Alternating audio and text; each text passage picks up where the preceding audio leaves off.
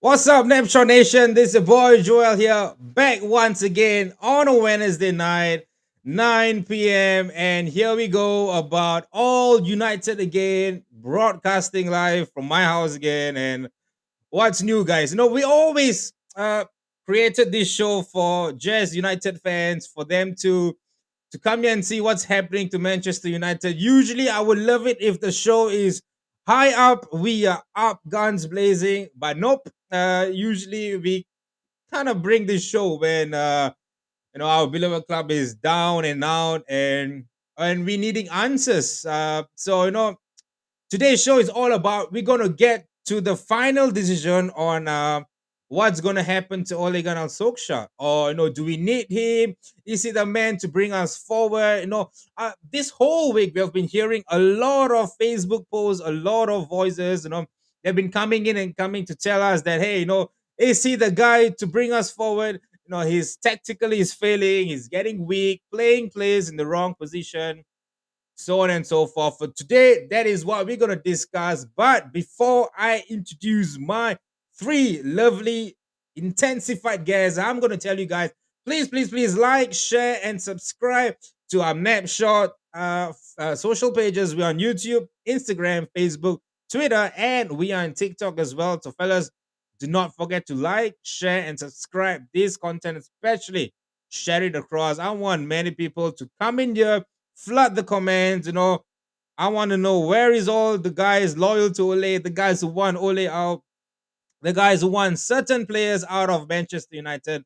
Flood the comments up. We are going to get guns blazing. So without further ado, I'm gonna bring in all my three guesses, and these guys are from local bitch. They are going to crack today's nut open. Let's go, guys. Go. I got Alif in the house. I've got Yuvan in the house. And I've got Shaul. What's up, people? Fellas, it's so nice to see all of you guys. I'm seeing that you guys are at least smile a bit, guys. I know it's gloomy days. But smile, guys. I guess I'm the only one who's wearing a United top. None of you guys don't want to wear a United That's top, but true. it's okay. I'm not going to judge you guys. Alif, I'm going to start with you, Alif. I want to start Oh, with you. What made you fall in love with Manchester United then? well, it a bit runs in the family. So my dad was a United fan since the 1970s. Uh huh. I think he's been a very hardcore local fan. You know, the Singapore Cup, Malaysia Cup days, supporting Okay. Singapore. And he was trying to find English team to support. And he chanced upon United versus, I think, Liverpool FA Cup final. United were the underdogs back then.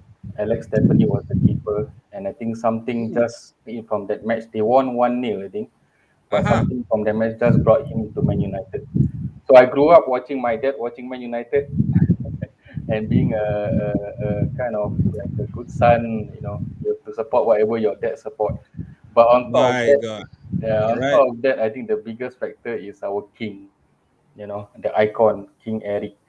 So Uh he huh. was really the one who brought me to even love United even more. I remember in my primary school days, I used to bring my collar up, taking penalties or revolve. So it was Bro, really, you are dissing other men, bro. So, in short, to say, this guy, Alif, he's born a devil and he's grew up to be a devil and he has sustained his entire life being a devil. No, I think that those were the days, man. I think I'll come back to you, and those are the days where we brought out collars and took our penalties. But Alif, it's a pleasure to have you on board here. And yeah, here thank we you. have Sir Shaul. I beg your pardon, I should have introduced you as Sir Shaul.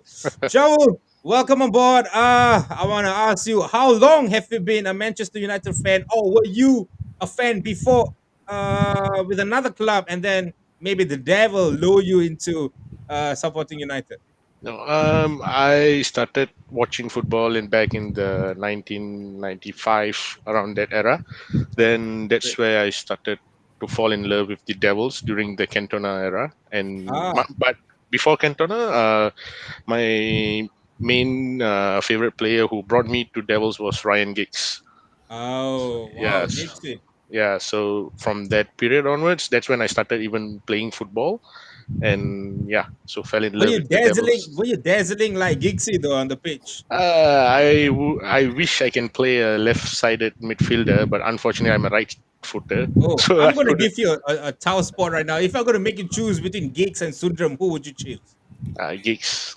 Oh my god, man, Shaul. All Yeah, right, Shaul, thank you for coming on board. yeah. And last but not least, I've got my boy, my St. Andrews boy itself, Yuvan James, the guy that I think we hardly talk in school.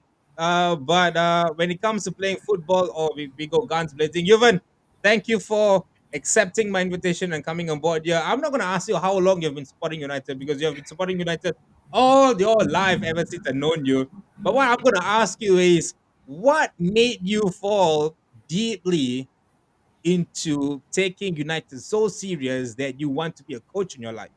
Was United part of that decision?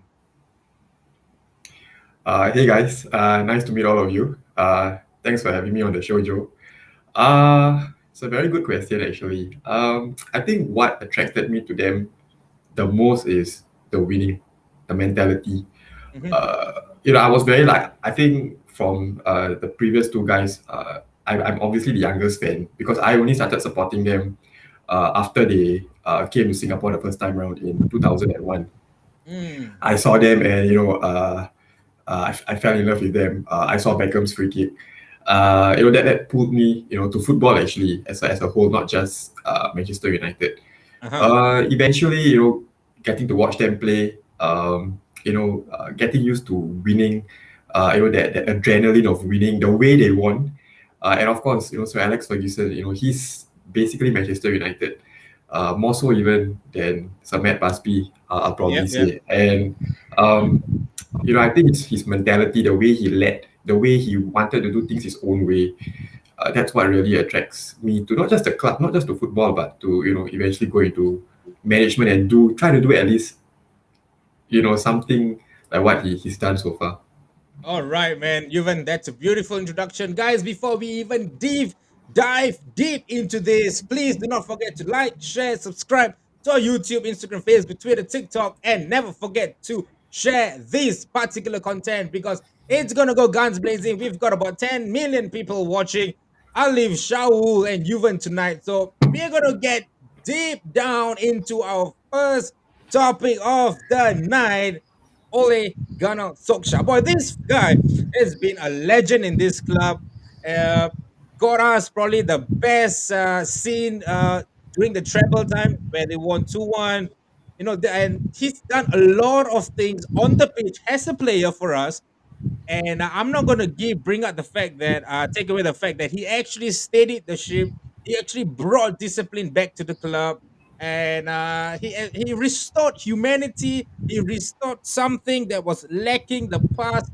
I don't know, many. I'll just say 8 or 7 years or so. He was just missing, and this boy actually brought in something deep inside. So I'm gonna start with you, Alif. So much for a legend, and everyone is condemning him. Everyone is saying that no, he's not cutting up for United. I'm gonna go with you. I'm gonna straight dive into it. I'm gonna cut each and everyone's throat. I'm gonna do this. All right. What are we lacking in Ole Gunnar Solskjaer? What is it he's lacking that we are failing so badly? I think it's like what, three defeated, 4 games even. Yeah, Yeah, three I think defeated, 4 games. mainly, Yeah, go for it, yeah, bro. yeah. No, I think mainly as to me is the experience. He has not United is really his first big role as a manager. Previously was with Cardiff, I think, and Molde. He did win the title with Molde, but I don't think that is same as the EPL. Hmm. But he had a good start. We have to say that he had a very good start. He knows the United way, Hmm. but I also think that in recent times, he has not been really very decisive tactically. All right. There's no proper style of play. He has been like playing this counter attack, but there's no proper build up play that we see from United. So, and the fact that he starts McFred almost every game, his preferred centre mid options, I mean, says a lot about that. But yeah, that sums it up for me. All right, man. Ali, I think when Ali said McFred, Shaul's face glowed. I think he got even more whiter than he was right now. Shaul, I'm gonna give you the gauntlet. I'm gonna give you the throne. Let's start with. I don't know where to start with Ole Gunnar Solskjaer because every time we speak about him, it seems like we are rooted to fail. We are always rooted to fail. Are you someone who wants to back him up, or are you someone who feels like we can do better than him? I'm not a Ole out guy. Neither am I a Ole in guy. Like I would say, True. yeah, because at the moment he's just too stubborn. If you notice from all his strategies and tactics of what he has displayed all the while, I feel that he's egomaniac. He just feels like what he decides must be there.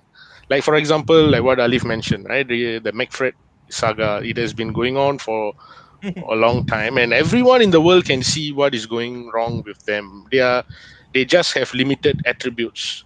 Look at all the top teams in the Premier League, like Chelsea, Manchester City, Liverpool. Who are their engine room? Who is in their engine room? Look at Manchester City, Fernandinho, De Bruyne, Gundogan.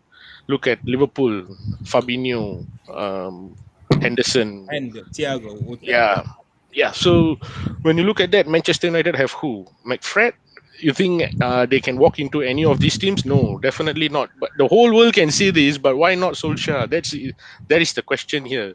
But he's just adamant on keeping them. Okay, what they can do? They can just run around, be mobile, and break up the play. But they cannot build up for the team to be creative. And he's playing a double pivot in all his games.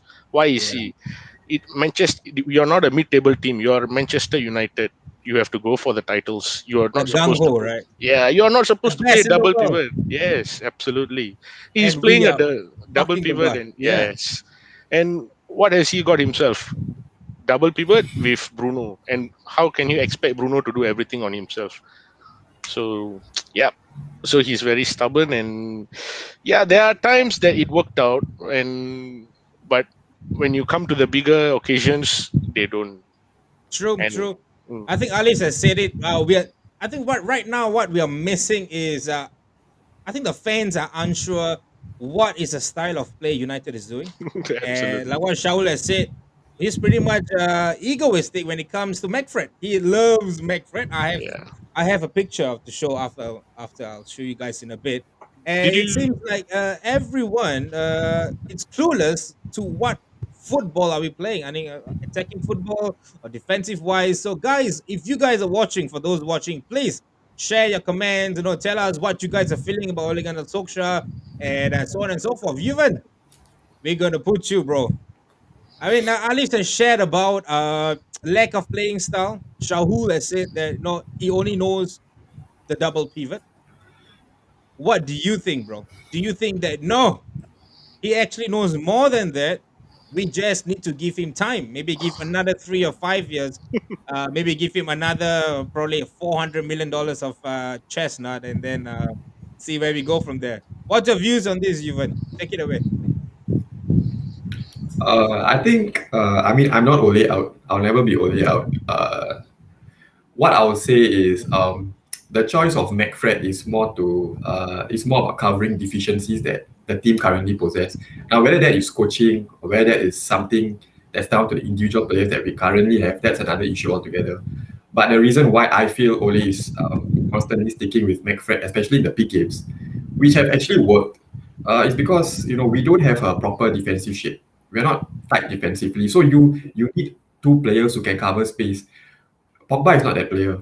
Matic is not that player. Rather, he's lost his legs to do that Yep. consistently every game. So you need one. You need a hustler, and that is Fred. Fred is that player who provides energy, who provides industry. And then you have Maxos, who is someone who's always going to get around, cover space, whether it's in our half or whether it's in their half. So you need these two players to cover the deficiencies that, for instance, Greenwood is not someone who's always going to support AWB. And when you see AWB constantly gets, how do I put it? He gets, he gets two or three on one situations where teams gang up on him. And then on the other side, you have Shaw, but you don't have a proper left-sided midfielder for now. So I think And Bruno is someone who is not known to be positionally very disciplined. He likes to roam. You see him on the left, you see him on the right. Sometimes you see him right even ahead of Ronaldo and Greenwood. So I think you need that two players there who can cover the deficiencies that the team have, which is what Ole is trying to do. We don't have two other players or any other players who can do that. Yeah, I know many people are saying, Van der Beek can come in and do a job there, but that's not Van der Beek game. His game is better up front, where you are looking to link up play through him or with his off the ball movement. Yes, he can play the deeper role, but is that the position that brings the best out of him? That is another question. So to me, I feel what Ole is doing is to cover the deficiencies that we have. And of course, I think as a coach, he can definitely do better because there are certain things like shape that he can, choose to improve upon, which I think he will do. But at the end of the day, when you have certain players, you're only limited by what you have. And I think that's the advantage that other managers have, in the likes of NDD, Fernandinho, because these are guys who know that position. Whereas Fred is not a number 6. I mean, I've spoken to you before. He's more of a 8. With Brazil or Shakhtar Donetsk, when you have someone else playing alongside him. Whereas for United, he is the best suited player to play in that position. So that's True, what I true. think. All right. I think all three of you guys have said it very nicely. Alex has said lack of style play, Shaul, clueless, double pivot, always, and Yuvan just said that he probably has to do with what we've got. And I think we do have some star players, but let's look at the comment section, guys. Let's look at the comment section. Ridwan, thank you for watching. Hello, what's up to my fellow Devil fans? And we have got great to see new faces on Napshot. Yep, these three boys will be coming into the Napshot chat group if they want to be involved with us. Amir, hi guys, thank you for watching, Amir. And personally, I think just his tactics and his substitution only the main problem, but the rest, indeed, he did very well. Oh, Ridwan, this is what he wasn't saying in his grab group. This is one boy that has been ranting in the WhatsApp group, guys. Don't worry. All right, let's take this up. Shaul, let you take this in. If Ole wasn't a United legend, will it be easier to be sacked? Go for it, I Shaul. I think yes. He It's a would. it's a definite. I think it Yeah, would definitely be sacked though. yeah, definitely would be sacked. He's the shield for the Glazers actually. Yeah, you That's never what I know. think. It's Arun. Arun, it's a die-hard Liverpool fan. He's one of my brother as well. Just join the convo. Don't care what y'all say. Ole at the helm forever. He needs a brand new improved contract. You guys know, right? He's just trying to tease us and tease us even more further. Ridwan says partner more. Anthony says partner more Scott and Donny or Donny and Pogba. We'll come to that. We'll come to that. No worries. Selfred. One thing about Ridwan, guys, all right, he likes to rent and he likes to play FIFA in real life. All right, he likes to buy Rice, he likes to buy Haaland, he likes to buy Mbappe, he likes to buy a lot of players. So that is Ridwan for you guys. Question for you, James. Do you think Donny can do better if you replace Fred in that position? I think he just answered that. He believes that Donny should be playing number 10. If I'm not wrong, yeah, he should be playing the number 10 role instead of the 6. And we got Saifari Su on the way to Bagdaming's way. That's another Liverpool friend. It's a good brother of mine as well. And we've got one more. Melvin, so we don't need two DMs anymore. Against Aston Villa, we should be attacking. Let Varane and Maguire to do the job. We could have one more attacking playing that day. Lingard, Martial, and Cavani. Oh yeah, we'll come to that. We'll come to that. And just a few more. This McFred, Dominic, Kuda Gila run around the field, but most of the time never gets the ball. Which is true. Which is true. But please, he needs to improve and know what to say in presses. And we've got another Liverpool fan. Great show today. My popcorn is ready. Daryl, you're going to be watching the entire show today because scenes are about to fly. Fellas, I'm going to go show you guys one picture. And this is the picture that actually broke me real hard. This is what he said in his press. The way we broke up play against Aston Villa, I think that the Maxos are very instrumental. Sorry, Mac Fred combo. It's very instrumental together. The energy and desire they have. I really like to have the two of them. Fans will always have opinions. It is easy to say who should be playing. Ooh, is that something Ole Gunnar Solskjaer is telling the fans to shut the hell up, watch the game, and let me do my job? Shaul, is that what he's trying to say? He's clueless, I would say. Energy, desire. This should be the basics of a Manchester United player. This should not be something that he's um, surprised of with Fred and McTominay. look at the past players. I mean, when they were playing with two midfielders, Scholes and Keane, Scholes and Nicky Butt, others like who else? Carry, carry. Yeah, Well, Carrick Carrick and Scholes. Yes, we even had the likes of Carrick and John O'Shea once in center mid, bro. exactly. So they are not playing double pivot. I mean, and they have the basics of the energy desire. So this is not something that Solskjaer should excuse himself for Fred and McTominay. Very So well said, Show. Even I'm just going to touch base on something they said. That Bruno likes to roam around. Pogba is not the kind of player that's disciplined. I'm going to give you one example, and then I'm going to give the question. If you see how Genie plays for Liverpool and see how Genie plays for Netherlands, it's two different plays. For Netherlands, he plays very wide. He plays the free role. He's given a lot of freedom. But when he's back at Liverpool, he's very disciplined. Klopp wants him to be tight in control of the midfield. He doesn't want him to be roaming around freely. So, as a manager, he implements what he wants out of the players. This again shows the lack of experience Ole has. Can he actually be able to manage the likes of Bruno, Ronaldo, Cavani? Is he able to implement his philosophy into this kind of star-studded players? Because I heard you say that Bruno tends to roam around. If he's a strict manager, I could say that if Gini could do that, I believe all managers, all other players could actually do that as well. What's your thoughts on this, bro? I think at the end of the day, it comes to where the player is best suited or what he's best suited to do. I think Ole does give the freedom of reins to his attacking players. So it's not really per se a lack of attacking style, but more like what Sir Alex Ferguson used to do with our team. You get the ball wide. You play in an expensive way, and you let the attacking players express themselves, which is what Bruno is good at doing because you want him to be the kind of player who we see him constantly going for those direct, route, instead of playing it safe because you want a player to try. You don't want him to constantly play it cautiously. So this is something that, it's part of his makeup and you don't want Ole to suppress it. With regards to his experience, I've always believed Ole is someone who's still learning on the go because Mhm. like I think Shaul or Alif pointed out, he got this job unexpectedly. Didn't have the necessary apparent required experience to take over a club like United, but Yep. he knew what it took to succeed. And I think what he's trying to do is he's trying to learn on the go. He's trying to have people around him to teach him, to guide him. The likes of Mike Phelan. He's brought in a new set piece coach to help that side of the game. I think one thing good about Ole is he's delegating, just like what SAF used to do with Steve McLaren and eventually Carlos Queiroz. They were the guys with a tactical mind. It wasn't Sir Alex. Sir Alex was Yep. more towards the man management part of it. He didn't have it all. So I think that's one thing about Ole. He knows how to delegate, but it's going to take time to get there. You can't do it everything overnight. Rome wasn't built overnight. It has to take some time. And I True, think he's Rome doing it wasn't slowly. built overnight though, but then I don't think so. Rome took that long. I mean, he got 3 years into his job, and you can't tell me that he's still figuring out his first strong 11. Can't Okay, be 3 years, here's the three thing. seasons into you got the same crop of players. You've been playing McFred for 2 seasons. You've got the likes of Varane in. You've got the likes of Cavani on the bench. You've got the likes of Sancho. You've got the likes of Ronaldo. Let's take away Sancho out of the picture, maybe because he's still brewing. But you've got seasoned players, Martial, Lingard, who had a stellar season with West Ham, and Donny, who's got a stellar preseason. 3 seasons in, and he still doesn't know when to make substitutions. Rome Yeah, wasn't built but in a day, but Rome was slowly picking up the paces, and there was progression.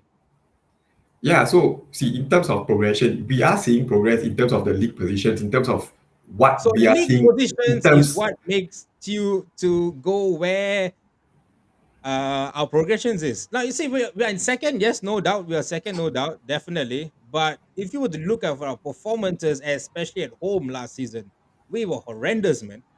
We were really, really horrendous. And some of the away performance, I think we went like 2-0 down to Southampton. We came back 3-2. Yeah, it was happening game. We were celebrating 3-2 when Cavani knocked that header down. But is that how we're going to approach games? And I really thought that we're going to approach Southampton this time differently. But nope, no difference. We still approach the game same. So I don't see where you see the progressions. If you tell me that standings on the table is progression, then why are we still faltering against the likes of West Ham, Southampton, Aston Villa, who just lost Jack Grealish. Okay, you see, yes, league positions aren't exactly the perfect, base to look at things upon. But I can just as easily say, like what I pointed out to you, look at where we were after 6 games last season and where we are after 6 games this season. We're just 1 point off the top. We've got, I think, double the points, and performances will come. But let's not also forget, this is we have the players in the key positions are all new. They didn't have a preseason with the squad. They all came back very late. In fact, the week of the Premier League. And Ole hasn't, this kind of things, set up tactics. These are things that players and managers work on during preseason. Yes, you can do it, in the intervening weeks. But if you really want to, stamp your style, you have to have that time, away with the players to really work on things to really, integrate it into them. So I think when you lack these kind of things and having to learn it on the go, there are going to be, bumps along the way. But it's about picking up results along the way as well, which I think Ole has done acceptably. Because if you are going to ask me personally, would I prefer where Ole is right now, or would I be someone like, for example, Arteta, who's won the FA Cup, but we don't see much progression in that sense. Ooh, you're, So you you're, see, you're scrolling really, really thin now, line, bro. Later, Anwar is going to WhatsApp you. He's probably watching us right now. I mean, I'm not going to say that Arteta has progressed or not progressed, but that boy has actually landed 3 trophies, if I'm not wrong. Yeah, I think like one Africa, one Shield, and yeah, 2 trophies. At least that boy have managed to hit 2 trophies, bro. We can't even smell Carabao Cup right now. That's how bad we are.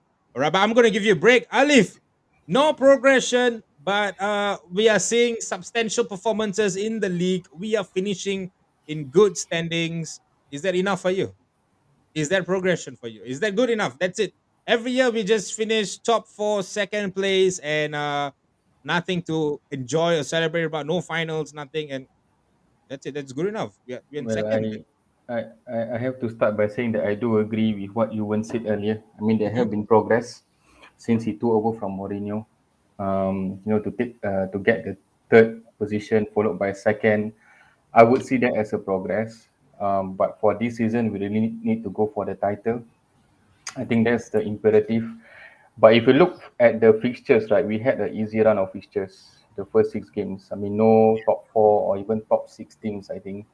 So things are going to get more difficult for us. Yeah, but my biggest concern is the style of play. We talked about McFred, and really the big concern I had. I mean, if you look at the birth of McFred, right? I mean, it is you have to give some credit to Ole last season. I mean, it happened mainly due to the 6-1 thrashing at Spurs. He decided that he need to protect his defense and all that, so it's understandable.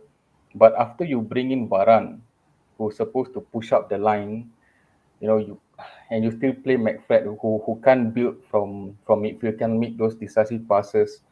I mean, it's something that I can't really understand tactically. And I saw Ridwan mentioning about substitute. I mean, quite a few times I see the substitute that he makes. I mean, it's just mind-boggling sometimes. I remember a game, I think it was against Southampton. He had to take off Fred. McTominay was half fit. I think he was not fully fit, Mhm. and he had Van de Beek on the bench, but he still decided to bring on McTominay. So some of these substitutions are sometimes very mind-boggling and quite frustrating. Yeah. Yep, I think it's for a fan. It's substitution is where it really hurts the most because if you don't have a manager who knows how to change things, change it tactically on the pitch. Like if you are one man down against a team where you know you can still attack and yet you still want to park the bus, or if you go one goal down, how are you going to switch the tactical? If you know that that team is there for the taking, would you then no take out one of your defensive player, put in another attacker? These are the kind of changes that we love to see in the manager. Charles, you were smiling away when these two were talking. What's Tactical, your views yeah. on tactical displays of Ole? I mean, is he someone that we need to give him time still? Maybe like what Juven said, maybe another 2 more seasons. He needs a full season whereby he needs to get the players from the preseason all the way down because I don't think so. He's able to get the players next. World Cup is in December, so maybe yeah, he might be able to get the players in definitely. So What's your take on this? He's just giving Ole is just giving excuses for himself. Like, when what is the reason of preseason? To give minutes to the players, to have match practice so that they are ready for the season.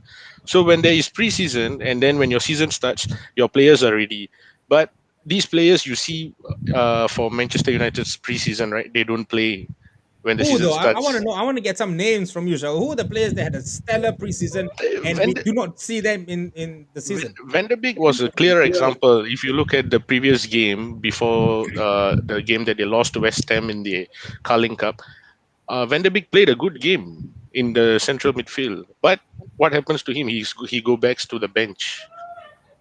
I just can't understand what is Ole thinking, and he just doesn't give minutes. And if you look at the last season's final against Villarreal in the Europa final, Mhm. uh, he just doesn't trust his bench. You can see clearly he doesn't make a single substitution during the normal play of game. His substitutions are merely just for penalty takers. So what does that show? Like, he doesn't trust his bench. Then where has his strategy gone to? What is his tactics? Then the players are there for fun, is it? Like, I just can't understand, like, what is he trying to do. Then his first 11, they are, players do have off days, but he just doesn't want to substitute them off and change the strategy, take risks. I mean, as Manchester United managers, you have to take risks. Like, you are already losing 1-0. What's if you lose 2-0, 3-0, it doesn't matter. You still lose the 3 points. So take the Yep. risk, go for it. But I don't see it coming. He's still pragmatic, going for the defense, trying for the counter. What's the reason? If you even the last game when they lost to Aston Villa made the risk.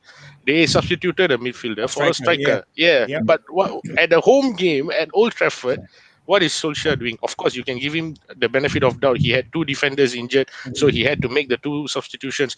But at about the 70th minute mark, he just have to take the risk. He waited too long.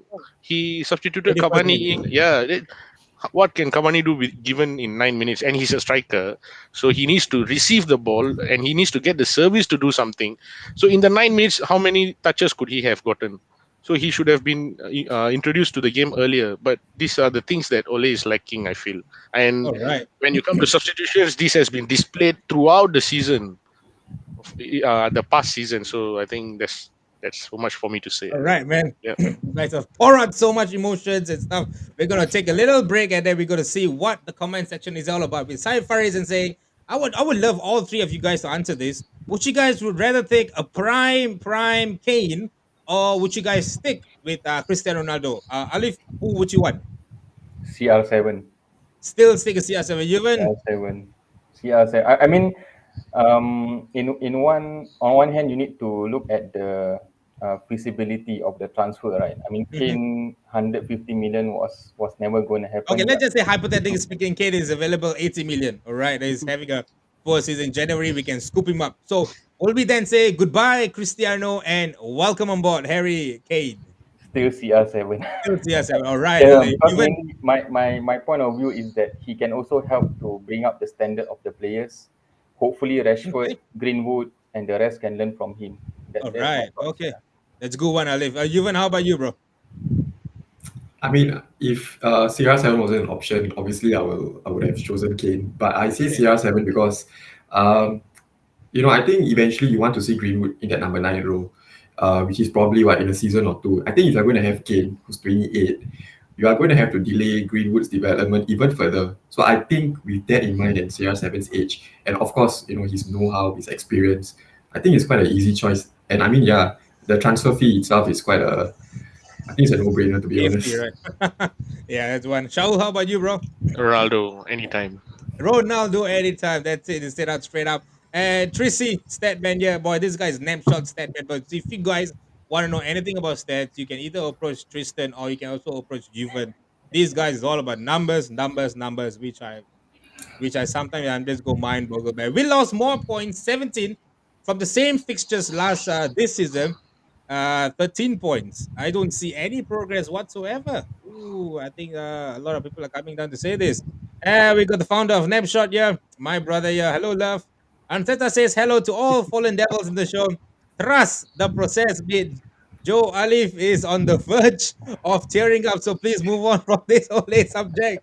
Alif, are you tearing? Are you okay, bro? No, I'm good. I'm good. Yeah. Definitely. All right, we got Ridwan saying that if Ole never get trophies this season, he needs to go already. He had already been backed up. So he has no excuses. Seriously, he needs to fucking deliver or else out you go. I respect and appreciate what he has done in the past, but he needs to go. Oh my God, a lot of people coming in to say, even I know you're pissed with this, but bear with me. Ole needs to stay. He's doing a good job, says every rival of Manchester United. Good vibes, Mustafa. I know you're testing us. And Saleh Always is saying, come on, Coventry. Thank you for watching, Saleh. I think this is going to touch base on trophies. So we'll go one round table and then we will wrap up this Ole Gunnar Solskjaer's topic. I'm going to talk about and say that if this season he doesn't deliver in the sense of trophies, all right, I think it's been lacking. I think the last we won was in 2016. Correct me if I'm wrong, guys. I think that was the Europa League. That's the last we won, right? Yep. Against Ajax 2017. 2-0, yeah. 017, yeah. 2017, yeah. So that's the last we ever won. And I think 5 years on, we have yet to taste any trophies. And I can't say that the board did not back him up after the board was about to on the verge of leaving. No, we were hoping that these bastards were gonna leave Glazers, but eventually they stayed. They got us Varane. They got us the best defender, probably the best defender in his time. They got us a Sancho, best young player in the world right now, and they got us the goat himself, Cristiano Ronaldo. So if you were to have this kind of players in your roster, you have to deliver. Right, Alif, I'm going to start with you. If he do not deliver this season, trophies, if he do not deliver, is it then time to say goodbye, Ole? Or we'll just say, no, you got 3 years left. We will see what you can do in these 3 years. Yeah, I mean, personally, I feel that for United fans, we have to win trophies. It has been too long. Like you said, 4 5 years. On the other hand, I mean, I'm the kind of fan who likes to give the manager time. Having said that, he has already 3.5, 4 seasons. So to me, he has to go deep into the tournaments and also the league. He has to be challenging until like we were talking April or May, and very close to the top teams.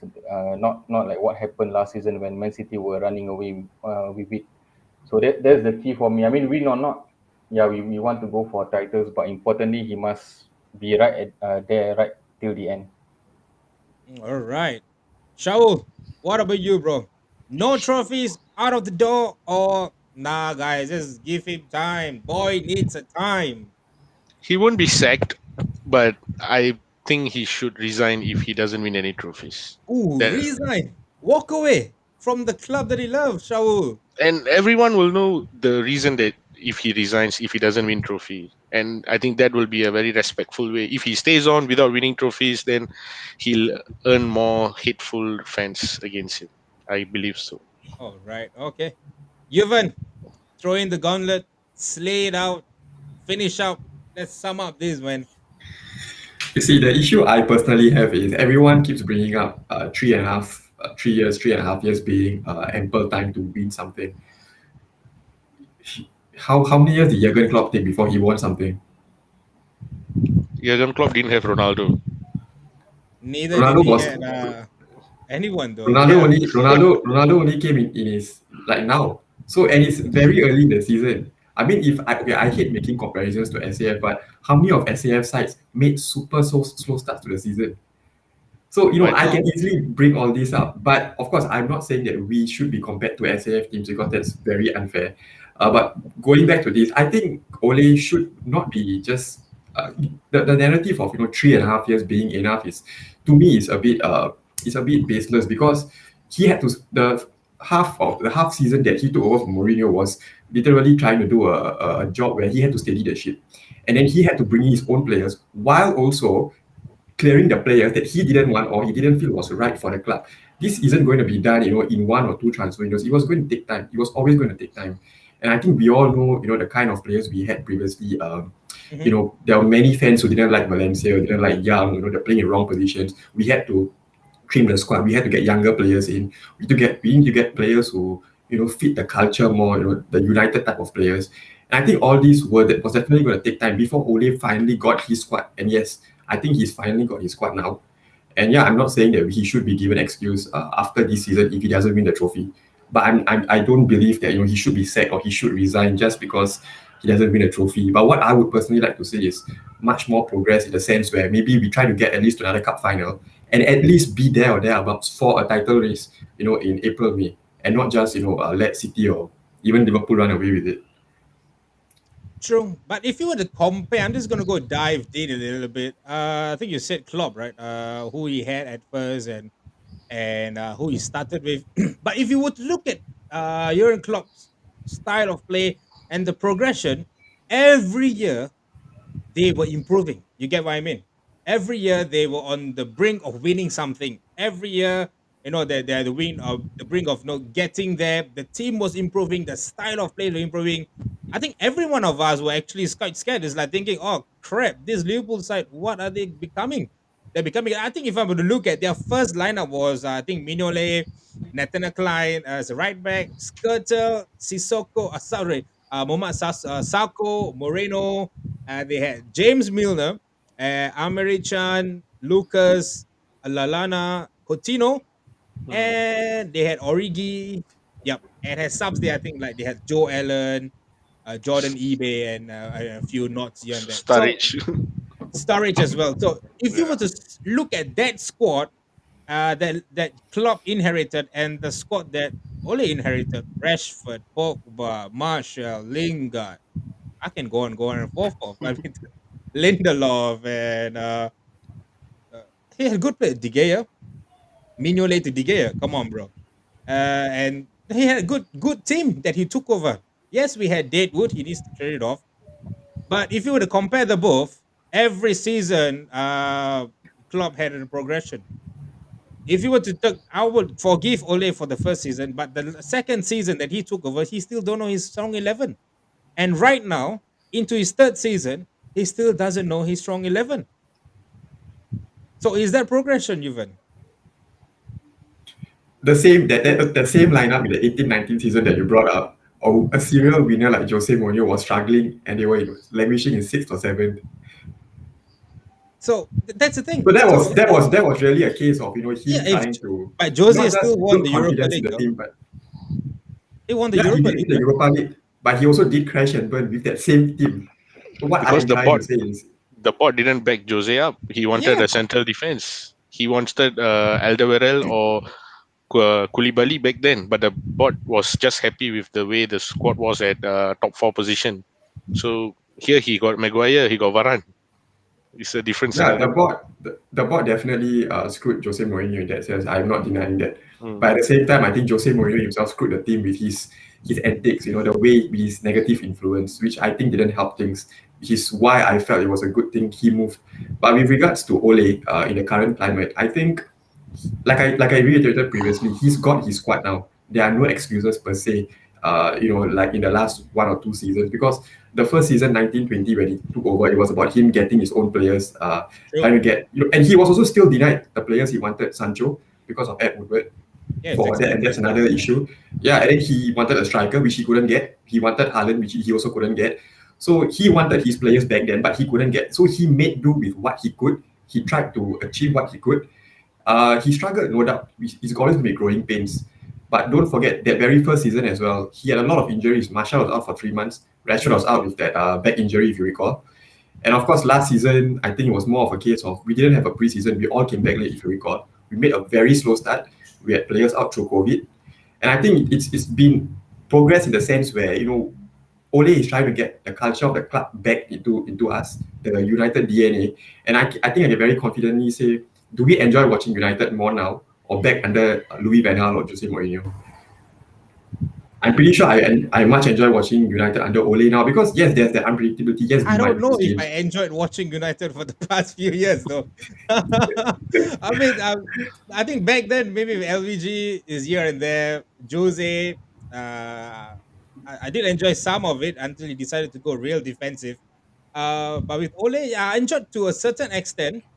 But I'm just clueless, like to what Ali just said. I'm just clueless to where his style of play is. But yeah, I'm just gonna wrap it up. How long of a time would you give him, Juven? 3 more years, 3 more seasons. This season and next season.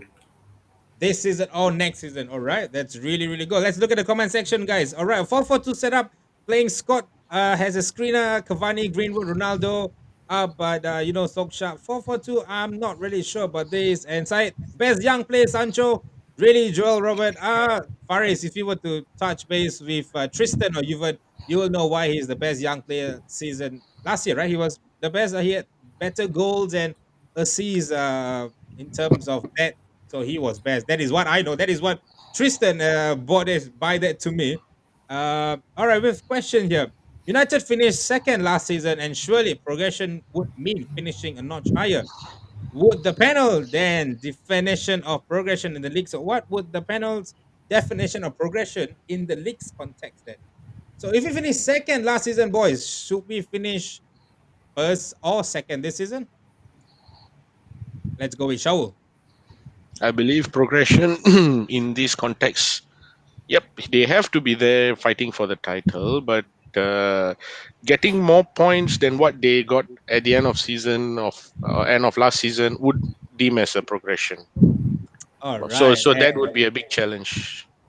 It's a good one. And we've got a Liverpool guy defending him. Jurgen took Rogers' team to finals in 6 months.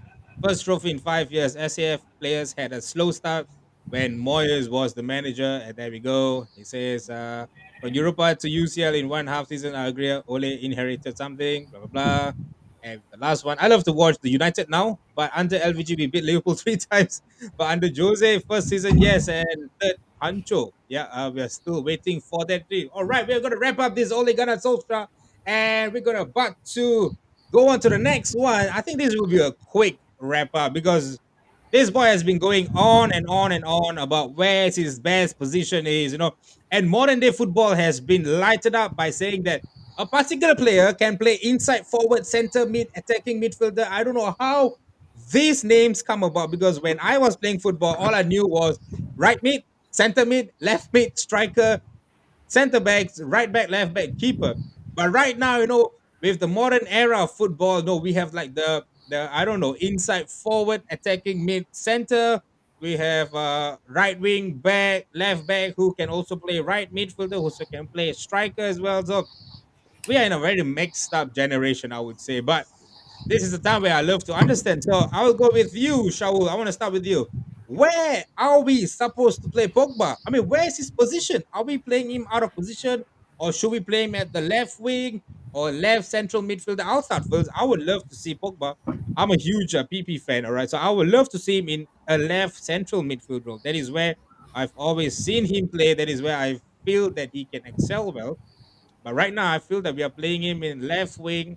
Sometimes we're playing him in CDMs. So let's start with Shaul. Where would you want to see Pogba?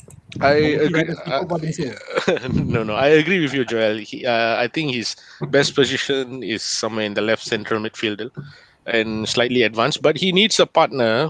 Like if you see in the France national team, right? He has Kante or someone to do the dirty job for him. So you can't rely on Pogba to do the dirty job. You have to let him do his magic. So you need a partner, which McFred can't do either of them. So you need someone to be the proper defensive midfielder and let him do his game.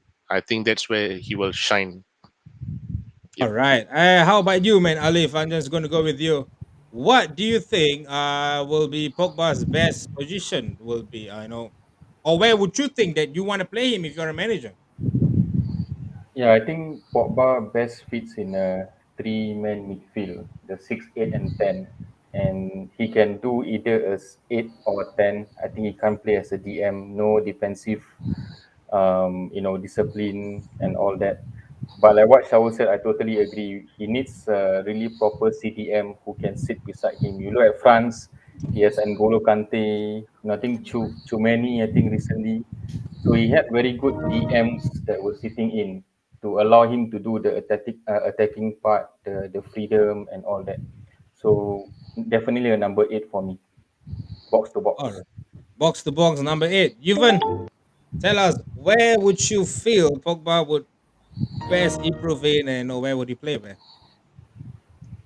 I respectfully understand where Shaul and Alif are coming from, and the majority's narrative that we need a CDM in the caliber of Kante, or even a Wilma Barrios, so that Pogba doesn't have the dirty job. He has the freedom to push ahead. But I think this comparison in France lacks one thing: our setup. You see, France, they are very compact.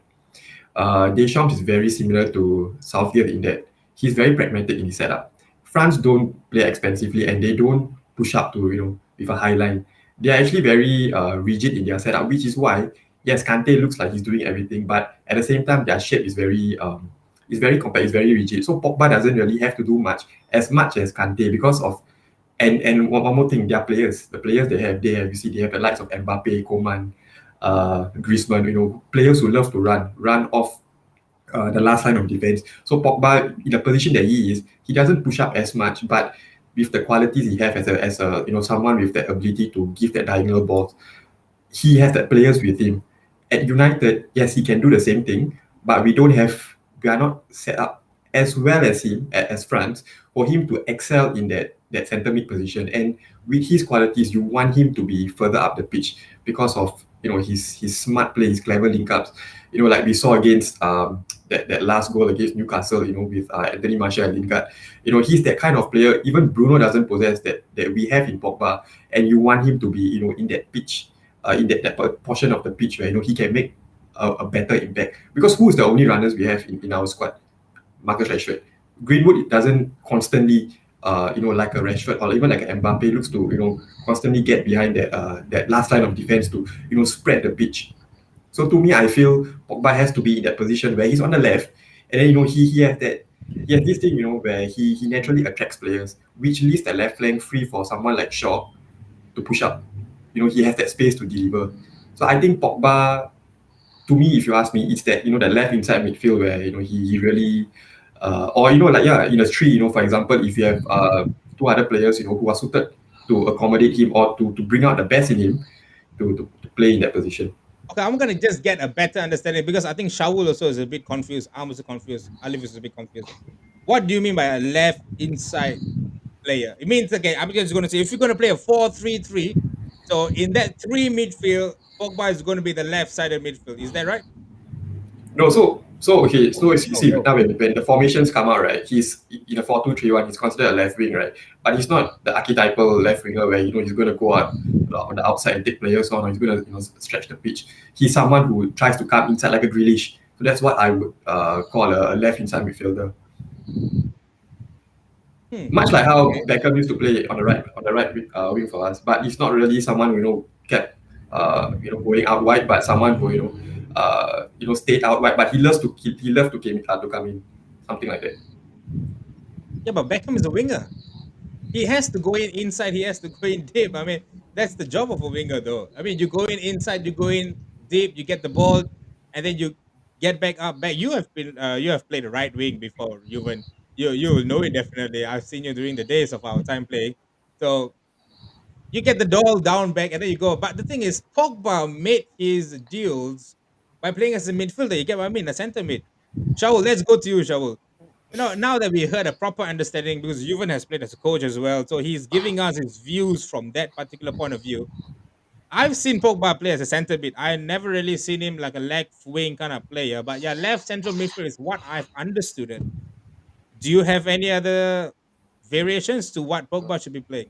I mean, from what you mentioned, right, the left inside midfield or something.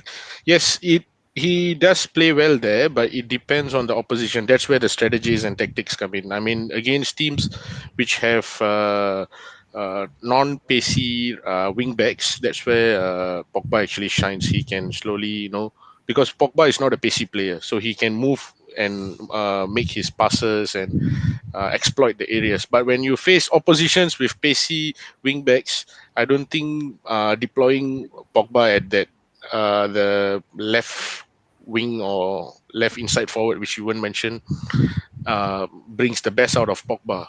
So yeah, back to if you want to really see Pogba's best, well, Pogba's strength is his vision and his passing range, which I feel is much better from the middle of the pitch. But he needs freedom to do that. You can't Mhm. depend on him to do the defensive job because he's not a defensive-minded player. So Yeah, all the time. that's where he makes problems, and he cock up, and yeah. So yeah, this is my feeling about that Pogba's position. Alif, I think right now Pogba he can't defend for nuts. That's for sure. He sometimes he runs back in to defend. He gets the ball back. But the thing is, where would you want to see him? Would you rather see him in that 4-3-3 role? Would you rather see him in that left central role, or would you want to place him in the left wing? Now, right now, I think we are playing a 4-2-3-1. Yeah, you're in a 4-2-3-1 formation where we got two double pivot McFred. That is untouchable. Nobody's going to replace them. We're going to see them for the rest of our lives as long as we have Ole in our helms. And we have Pogba in the left wing. So my question to you is going to be: if Rashford now comes back, where will we now see Pogba then? I think we have to ask Juven because I don't agree with him playing on the left wing mainly Okay, because go of for it. Rashford. So where should he then play then? If you don't agree, let's go. I like this. Yeah, I mean, because you have Rashford coming in on the wing, you have Sancho coming in on the wing. So, like what Shaul mentioned, his best position is center mid, where he can distribute the ball. He has the vision, he has the skill to dictate play from the center mid. So I don't see any reason why he will continue to play on the left wing when Rashford comes back, and that's why Ole should start deploying him in the center mid, rather than playing him all over the place and he gets a bit lost. Sometimes out of the games we can see he started off pretty well, but slowly as we go through the season, he seems to be a bit lost, especially the last game against Villa. Given you're gonna wrap up this for us. All right. Now that let's just say hypothetically speaking, all our players are in. Okay, all our players are in, and Ole has a fresh squad to pick from. Where would you then put Pogba in then? But before that, I'm gonna take a few comments and just gonna look at it. Given a choice, would you rather Moreno? Oh, okay, all right, Victor. We have already come up from the Ole topic, so we're not going to do. So Faris have said it. He's a versatile player, but a number six is his best, I guess. All right, Faris is saying that. Ridwan, why United don't want to try 4-1-2-3? This fella, so we have this four defenders in Donny, Bruno Pogba, and then where is your defensive role though? I mean, I like your idea, Ridwan, but we need someone who can defend as well. Yes, he needs Machicio, Pirlo, and Kante as his sparring partner. Yeah, I think those are the days where he had this, and maybe he might. Yeah, you never know. Email Ole, yeah, man, Ridwan. Email to Ole Gunnar Solskjaer if you need. Just ask Anwari for the email. He'll leave you lots of event. But do that, Ridwan. Even wrap up for us. So hypothetically speaking, if now everyone is fresh, no injuries, where would Pogba play then? Mind it, we've got a huge talent, huge gauntlet of players. I'm putting you as the manager of United. Let's say we're gonna play Everton next weekend. No injuries. How would you form the team, and where would you play Pogba then? Actually, before I answer that question, I like to digress a little to what Shamu said. I think he made a very good point in terms of selecting Pogba based on the opposition. For instance, if you are going to play against someone, a team who looks to press, I think Pogba is best suited to play on the left. But if you are going to play, for example, against a lower block, or rather against a team who's very defensive, who likes to sit, I think it's okay to have Pogba in that part of a double pivot role because it's very deep. They're not going to attack you. So, naturally, Pogba can be slated to, start or positionally look like he's playing that position, but he will have that freedom because you then have that a player like Fred or Matic, who can handle the transitions. So I think in that respect, yeah, Pogba in that role will definitely suit him. But of course, in terms of his best ability, it's like what we all share. And personally, I feel it's out there on the left because that's where we see the best of Luke Shaw. And it's no coincidence, when Luke Shaw went off, that's why Pogba's influence waned against Villa because they definitely play off each other. But to answer your question, I think if Rashford does come back, and if let's just say, for example, Pogba goes on the left, I would actually have Rashford on the right because, again, if you're going to look at stats, Rashford's best contributions came when he was on the right, not on the left. Then And why let's did we not buy forget, Sancho then? yeah, you That's see, as a 78 squad, million down the drain, bro. Yeah, that's the thing. Rashford can play on the left. He can play on the right. There's not going to be a situation where you're going to play every single game. You need a big squad. And yet, Sancho can play on the right. But I think many United fans don't realize he played on the left a lot as well again for Dortmund. It's just that when he plays on the left, he doesn't stretch the pitch as much when he's on the right because he's not as familiar out there. But like I said, Rashford, he can play on the right. He's definitely more. You see, the thing about Rashford is he's not a creator. He is someone who looks to get a shot for his own. But Yep. on the right, he doesn't trust his left leg as much as his right, which is why he's very much inclined to deliver more than on the left. So I feel that if Pogba wants to stay on the left, and if let's just say Rashford is back, definitely Rashford on the right wing, and maybe someone like Greenwood up top, or in a scenario where Pogba is playing deeper, then Rashford on the right, Rashford on the left, Sancho on the right, either CR7 or Greenwood up top. Just like what Shaul said, it can be based on the opposition. You don't have to have a fixed formation, for every single for every game. You have to rotate. You have to change it Yep. up a Yep. bit. So if now Rashford comes back and then Rashford plays his left wing, Ronaldo on the up front, Sancho on the right wing, and then Pogba comes back to a left central midfield, yeah? To his original back position. That is where he usually plays. Okay, so that's where I think Juven has wrapped up for us. Shaul, any changes? If not everybody comes back, who would you pick as your front six? Let's not go with the defense. Your front six, your three midfielders and your three strikers. Three midfielders will be Matic, Pogba, Ooh, Bruno, and yeah, Rashford, Ronaldo, and Sancho. that's nice. Alif, Yeah, I believe you're going with that as well. Yeah, pretty similar. I think our biggest challenge is still that DMC role. Matic is a bit too slow for me, but I would try probably McTominay. Yeah, Just I just think give it I a think go. that's one thing Ole has to give it a try. I think he gave Fred a go when he played that single CDM role and gave him a go against Wolves, but he got bamboozled against Wolves. So maybe he should give this Scott McTominay a try at CDM role. That boy has played centre back for Scotland, so he knows all about discipline. He knows all about sitting in front of the centre backs and all this. Someone he played at the three at the back in Scotland. So hopefully, maybe he might do it. For me, I feel that we could play Scott in the CDM. Just up front, it will be Bruno and Pogba with them. And I would love to see Rashford on the left, Ronaldo on the right, and Greenwood or Sancho on the right. See whoever that's able to topple us back then. Just one last comment before we go on to the last topic of the day. This was the same dilemma we faced with Ozil previously at Arsenal. So what Wenger did was to bench him, playing away, and he'll be back in the fold playing at home. Would you guys bite on that? Ooh, Shaul. We play Pogba only when we play him at home, but when we play any games away, let him sit on the bench. Will this be visible for Pogba and United? no, I don't think so. Because if you're gonna do that, it's a bold move actually. But if you're gonna do that, then I think Pogba's gonna leave. Yeah, yeah, That's true. he didn't sign his contract yet, so there's still a ticking time bomb there with Pogba. So yeah, It's going to be interesting. if you do this, then by January he would have signed up with someone, and he's gonna go on a free again, and Menu's gonna lose him on a free transfer yet again. All right, It's we're gonna do a quick round off in the around the table. All right, just gonna do a 5 second. I need just need one answer. All right, if we now were to sell Pogba in January or in the summer, who is that one player that you want to sign to replace him? Alif, go. I would say Bissouma from Brighton. Bissouma. Ooh, that's good. That's a good name. Shaul, how about you? Yep, Bisuma. Another Bissouma. I wonder which club has not gone for him. And Juven, what about you, bro? Jude Yeah, let's do Bellingham. it.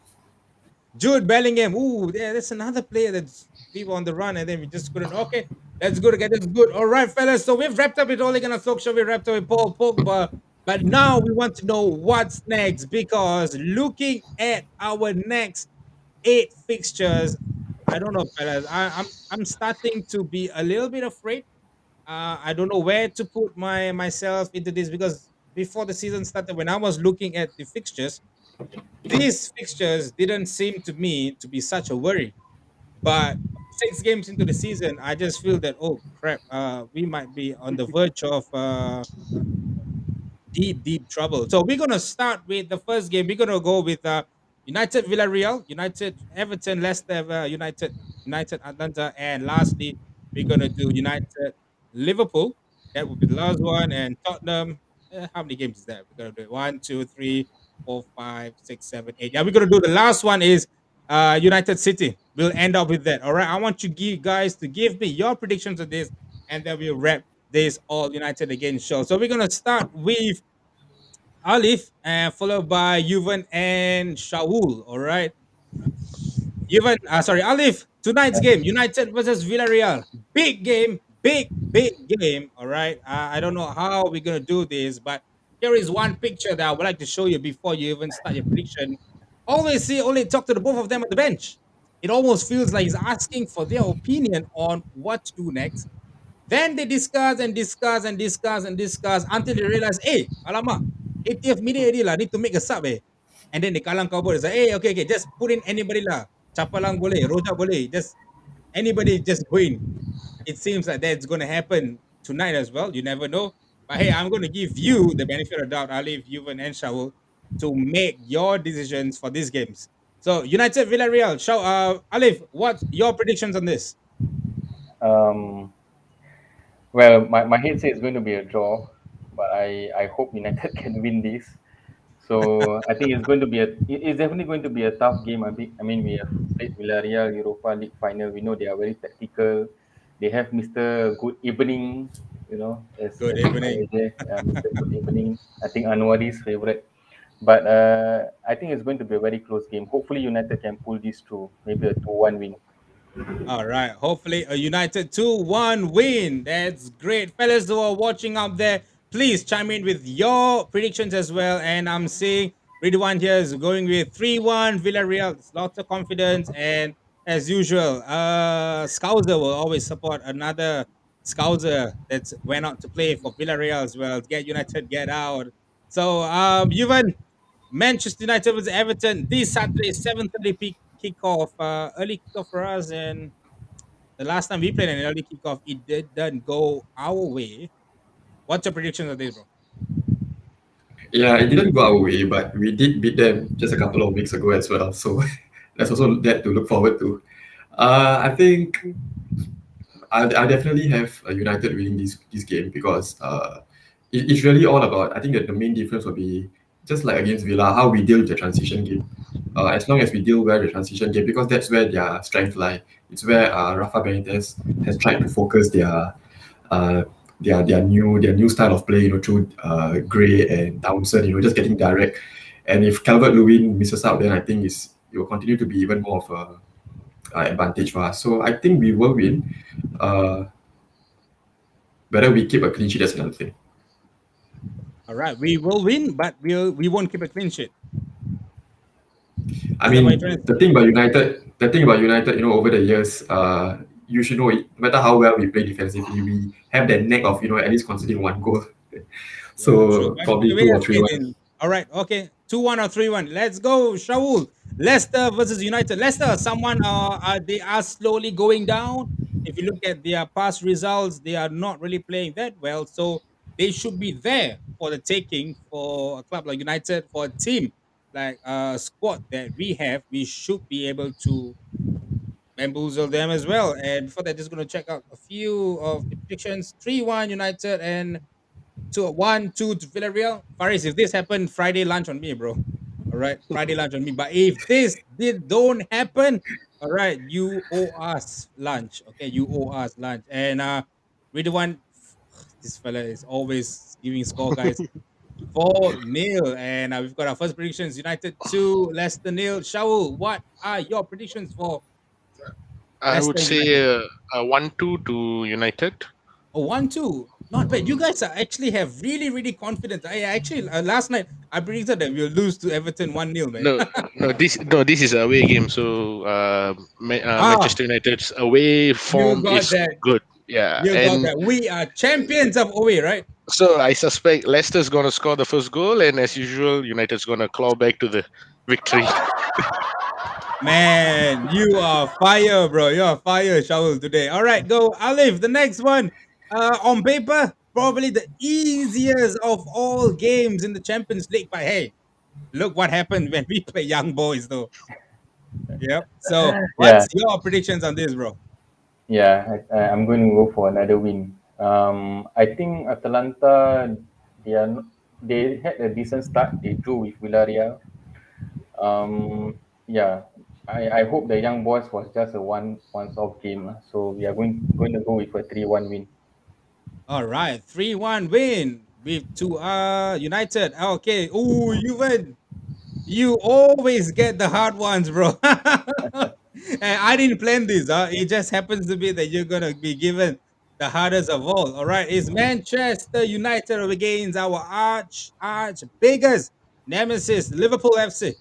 What's your predictions on this? You got to be mindful of that. I think we'll be playing. Yeah, we are playing midweek against Atalanta, and then we are headed to play Liverpool. So both clubs will also have Champions League duties, and yeah, what's your predictions on this, bro?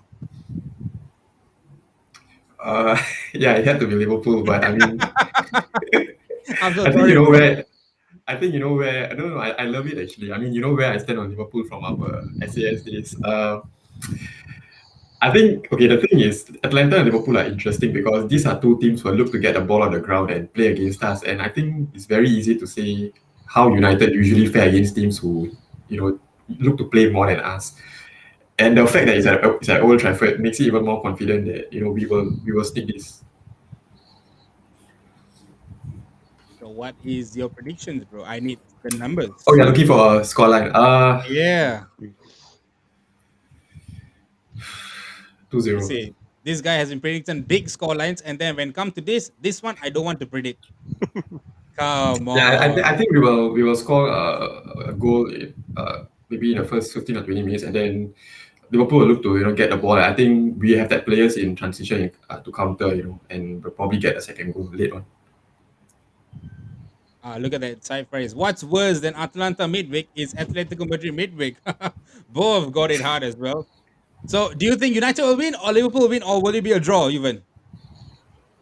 Yeah, we'll win it 2-0. We'll win it 2-0. You guys heard that, right? Okay. I think we're coming to about 1 hour and 15 minutes. So, if you guys need to nip or snip the video, you even said that United it's gonna win 2-0. And boy, if United will do it, you do drink still, right? I'm gonna take you off for a beer, man, if this would happen. And Alif, we're gonna go with you. Tottenham and Manchester United. All right, and then we'll sum it up with Shaul doing Manchester United and Man City. Hey, sorry, it's Shaul's turn now, right? My bad. Sorry, guys. Yeah, I Shaul, think you're so. gonna do Tottenham and United, and then Alif is gonna do City and United, and then we wrap it up. Another away fixture, but I guess this might be a draw, so it could be 1-1. 1-1, really? I mean, Mm. Arsenal just defeated Spurs, and do we think that maybe something might be brewing? Another 6-0 drubbing, or maybe we give it to them. Don't you think that United have the strength to beat them right now? No, United do have the strength, of course. They have the strength to beat all teams in the Premier League, I believe so. But whether they can defeat it on their day is another question. All right, we'll go with the draw itself. Yeah. All Yeah. right, Alif. Last one for the night. The old Manchester Derby.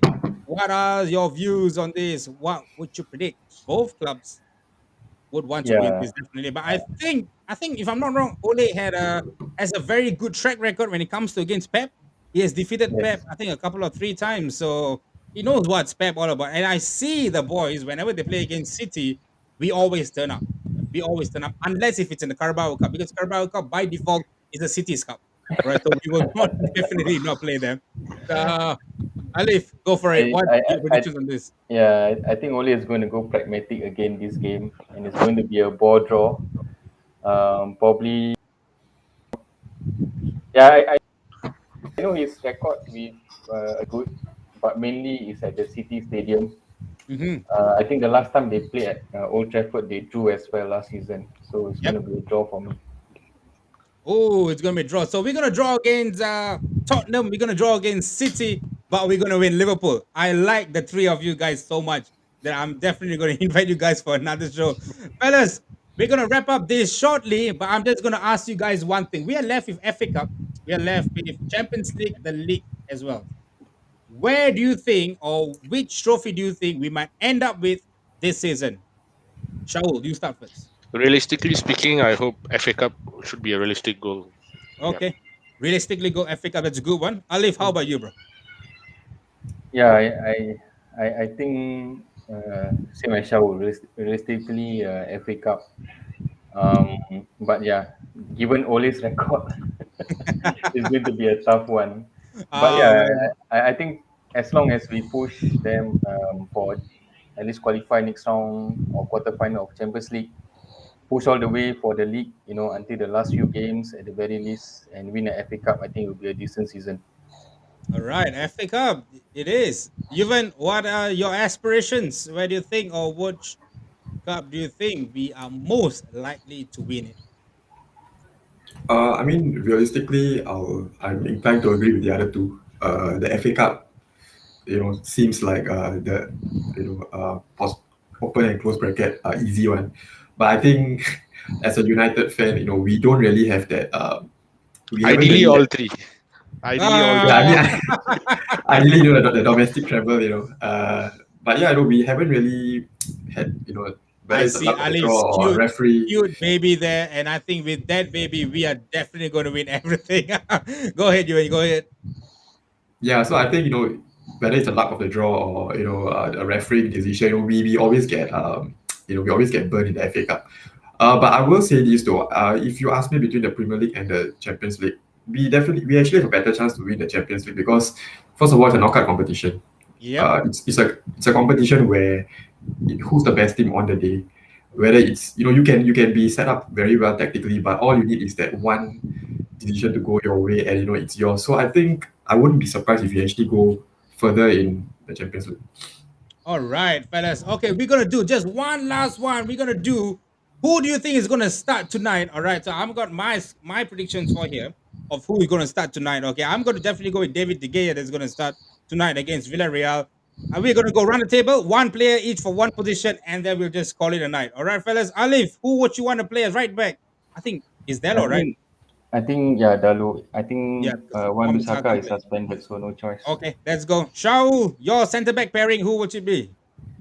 My preferred will be Varane and Eric Bailly, but I think Lindelof will get the nod. Yeah. All right, so it's going to be Lindelof and Varane. And how about left back for Juven? I think it selects for itself, right? Alex Telles. Yeah, because Shaw is injured. Okay, Alif, who would you want as your uh double pivot? Who would you want, bro? My son. I think when the Beek will be the preferred option. I hope he goes with Van de Beek and Matic. Van de Beek Um, and Matic it is. Okay, we shall go with Van de Beek and Matic. I bet your son definitely can do a better job than Fred, man. No issues. And on the right wing, Shaul, who would you want in the right wings? I think Greenwood would start again. I have a feeling. Greenwood, huh? Yeah. Looking at Greenwood starting the previous game, did you think Sancho might actually eventually get the notch? He might get the nod, but Solskjaer might still go with Greenwood. Greenwood, okay. And how about you, Juven, on the left? Who would you want, though? I mean, Background music for you. ideally, I would like Sancho on the left because Sancho has unlike the PL, he has the experience of playing the Champions League. All right. And I think he has shown that he can play a Champions League, and because of the opponents and the pace of the game, I feel it's much easier for him to settle in and play. So yeah, I will actually have Sancho on the left ahead Okay. of Pogba. Okay. And then who's going to play the number 10? Alif, I think it's Bruno, no, right? No yeah, no, difference, no right? questions asked. Okay. Yeah. And then up front, guys, is it going to be Ronaldo? Is it going to be Cavani? Is it going to be Pogba? I don't know, man. You guys are playing Pogba on the bench. Wow. I think we're definitely going to start with Ronaldo. It I think speaks we for all agree itself. there. He speak for Yeah, himself. his Okay, so his Pogba is going to scoring be on the record against bench. Villarreal is good. All right, so I think there's going to be Greenwood, Fernandez, Sancho, and Ronaldo will start. All right, I'm confirming this. All right, okay, fellas, we have come down to the end of the show. Thank you once again, Alif, Juven, Shaul, with your true insights of what's happening. Let me just go look ahead and see any comments here we have here by Ridwan. Yeah, it says he going to play with Dean. Oh, Dalo by Donny Pogba Greenwood. That's also interesting. And we've got a new guy here. It says Alexander Isaac, Pastarsky, and he's tagging people. Oh, tagging people. Hey, thank you, These man, my are brother. Liverpool fans, my friends. Oh, it's your friends. Oh, thank you so much, brother, for tagging people into strategy. But you should have done that way earlier, like bro, probably like half an hour or 15 minutes earlier. You would have seen Alif and his son nailing down the fort. Yeah. So once again, guys, thank you, Alif. Thank you, Yuvan. Thank you, Shaul, for gracing this Wednesday night. Fellas, we'll be back again next week, Monday. Arsenal Parade is on Tuesday on the Big First. We are on. So with all United fans, let's have some hope. Let's have some belief. Hopefully, we'll be able to gun down the damn yellow submarines that we couldn't do in the Europa League final. And we'll be back again in league action with Everton. So with that being said, keep some faith with Ole. We are gonna still back him up, back the manager as always we do. And we'll see you boys once again. Keep it tight, keep it locked. This is Snapshot, guys. Cheers, guys. Bye.